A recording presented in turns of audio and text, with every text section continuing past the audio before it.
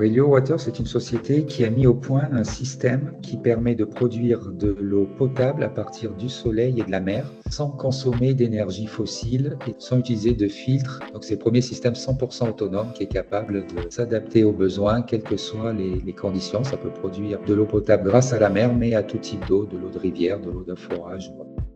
C'est la distillation solaire qui est le principal phénomène qui est mis en jeu. On a recréé le piège à nuages dans une sphère dans laquelle on va faire rentrer de l'eau à traiter. Elle va être chauffée par le soleil qui va pénétrer à l'intérieur de la sphère. On va même mettre des miroirs en dessous de la sphère pour réfléchir aussi les rayons du soleil afin d'augmenter le phénomène de chauffe. Puis la distillation, en fait, c'est ce phénomène qui va faire que l'eau va s'évaporer. Dans la vapeur d'eau, il n'y a plus de sel, il n'y a plus de minéraux, il n'y a plus rien. C'est vraiment de l'eau extra pure et on va donc la reminéraliser. On va par exemple rajouter un petit peu de calcium, ce qui va redonner du goût à l'eau. Et puis après, en fonction des besoins, on pourra remettre quelques sels comme des sels de magnésium ou de potassium.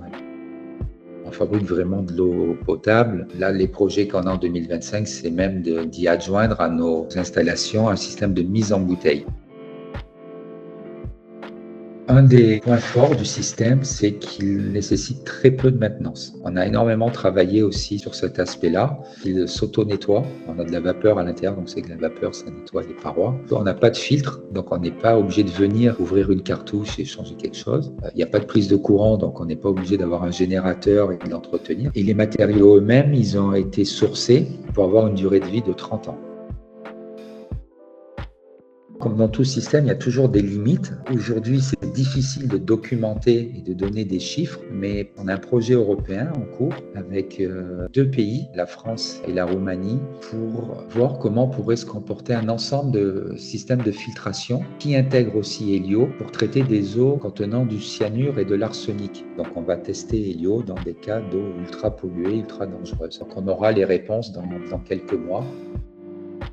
C'est un peu tout. Les gouvernements, on essaye de les approcher parce qu'on a un module unitaire et il est fait pour s'assembler avec d'autres modules pour augmenter la production. Donc c'est assez flexible. Donc on peut faire des grandes quantités d'eau aux portes des villes. Donc là, ça veut dire qu'on s'adresse aux collectivités. Après, il peut y avoir des zones reculées où des ONG interviennent. Il y a un nombre donné de personnes et il faut alimenter. On a des fondations aux portes desquelles on frappe. On a des industriels qui s'équipent pour traiter leurs eaux avant de les remettre dans la nature.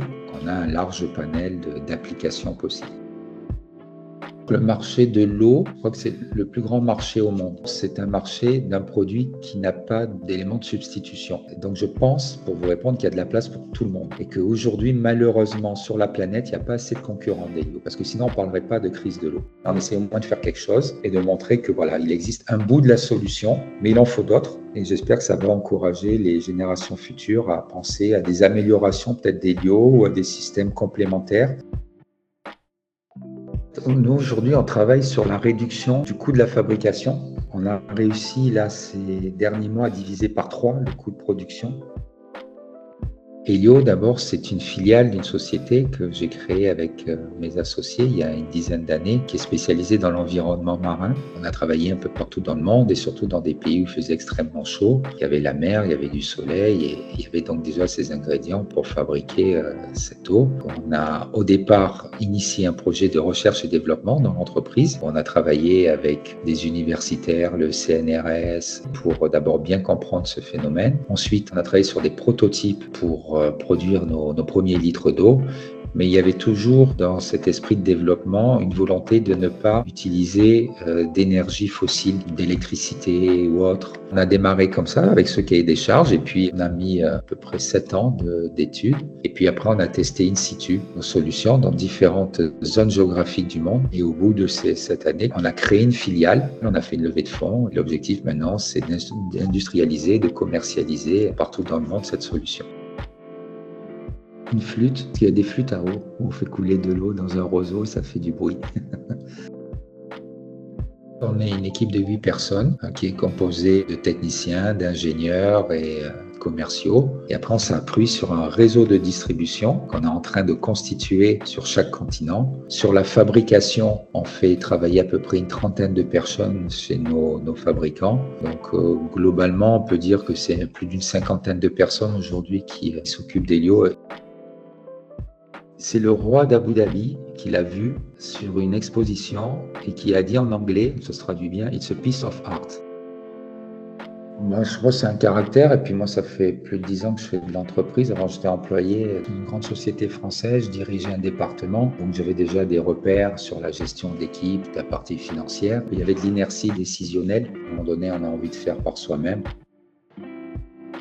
Moi, j'ai commencé par une expérience de salarié, mais sans avoir en tête un jour l'envie de faire de l'entreprise. Mais quand on regarde aujourd'hui dans le monde, les plus belles réussites, c'est souvent des jeunes qui ont commencé tout de suite, quoi. Je suis pas sûr qu'il y ait une réponse à ça. Ce que je sais, c'est que vous commencez en tant que salarié ou en tant qu'entrepreneur, il faut vraiment qu'il y ait une base solide qui soit liée à votre formation, soit à votre passion.